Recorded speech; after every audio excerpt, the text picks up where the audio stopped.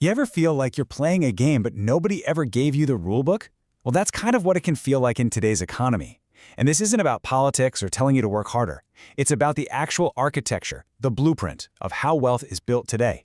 And once you see that blueprint, a lot of that frustration, it starts to make a whole lot of sense. It's this quiet frustration, right? You're working hard, you're doing all the things you were told to do, you're trying to save, but it still feels like you're just treading water. You're not sinking, maybe, but you're definitely not getting ahead. You're just falling behind. We're going to pull back the curtain on that feeling and get into the real reasons why it happened. You know how it starts. It's the small things at first. Your grocery bill is just a little bit higher than you expected. The number at the gas pump makes you do a double take. It's this constant, low-grade pressure you feel almost every single day. And while all those little prices are going up, the big life goals, buying a house, feeling secure about retirement, they don't just sit there waiting for you. It feels like they're actually moving further away. It's like you're running a race, but someone keeps pushing the finish line back, meter by meter. So what's the result of all this? This gap. A growing gap between how hard you work and what you actually get for it.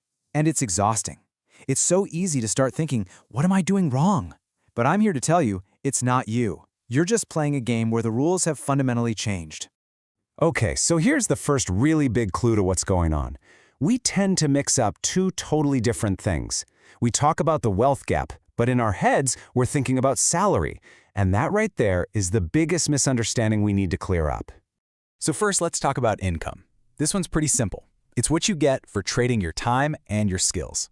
It's your salary, your paycheck. It's active. But here's the key. The second you stop working, it stops coming in. Simple as that. Wealth, on the other hand, is a whole different animal. Wealth isn't what you earn, it's what you own. It's the stuff that makes money for you without you having to be there. It's a system that's working for you in the background, even when you're sleeping. And this is where the two paths just completely split apart. See, income grows in a straight line. You get a raise, you take a step up. But wealth compounds. It grows on top of itself over and over. That's why two people can earn the exact same salary for their entire careers, but end up in completely different financial worlds. One spent their life trading time for money. The other built a system that made money for them. Now, it wasn't always like this. Your parents or grandparents were probably right when they said a good job and hard work was the ticket. But there was a massive shift in how our economy works, a change that completely rewrote the relationship between working and getting wealthy. For a long time, there was a pretty simple deal in place. As companies got more productive and made more money, the workers got paid more. They grew together, side by side. Then, sometime around the 80s, that connection just snapped. Productivity kept shooting for the moon, but wages just flatlined. All that new value being created had to go somewhere, and it stopped going to labor and started flowing to the owners of assets. So when we say assets, what are we even talking about? Well, it's not as complex as it sounds. We're talking about things like real estate, owning a piece of a business, that's what a stock is, or maybe owning the whole business yourself. It can even be intellectual property. Basically, things that have value and can grow in value on their own.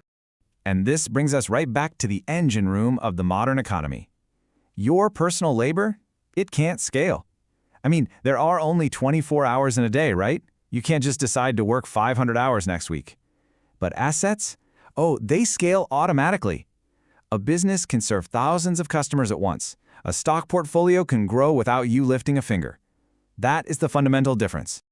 So, on top of this big fundamental change, there are two other forces at play. Think of them as hidden accelerants, just pouring gasoline on this fire and silently making the gap even wider. And you've definitely heard of them before. Inflation and debt. We usually think of inflation as, stuff just gets more expensive. But in reality, it works more like a giant filter. It actually sorts everybody into two different piles, based entirely on what they hold. If you're holding cash or just relying on your salary, inflation eats away at your buying power. But if you hold assets, inflation often pushes their value up. Let me show you how this plays out. Let's say you get a 3% pay raise at work. You feel pretty good, right? But then you realize that your cost of living, your rent, your food, your gas, it all went up by 6%. So you're actually going backwards. And meanwhile, the very assets you need to get ahead, like houses or stocks, they jumped 10%. Your income isn't just losing to your costs, it's losing to wealth itself. Okay, on to the second accelerant, debt. Now, most of us are taught that debt is just bad. End of story. Avoid it. But in the financial system, it's not really good or bad. It's a tool. And everything depends on which way you point it. So for people who own assets, debt is a lever. They use it to borrow money to buy more assets that they expect to grow. It amplifies their gains. For almost everyone else, debt looks like credit card bills and car payments. It's not a tool for growth. It's a source of stress that just drains your income month after month. It's the same word, debt, but it describes two completely different realities. So, if working harder isn't the magic answer, then what is? Well, the solution starts with a shift in your thinking. Not with more effort, but with more understanding. In the system we live in now, clarity, just knowing how the rules actually work, is probably the most valuable asset you can possibly have.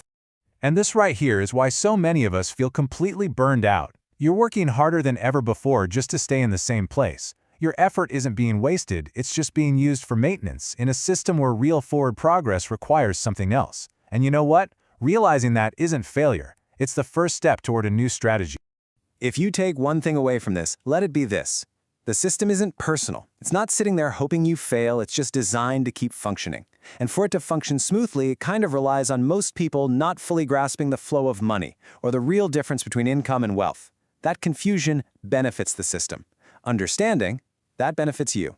So look, the goal here is not to leave you feeling down. It's the total opposite. It's about clarity. It's about seeing the whole game board, maybe for the first time.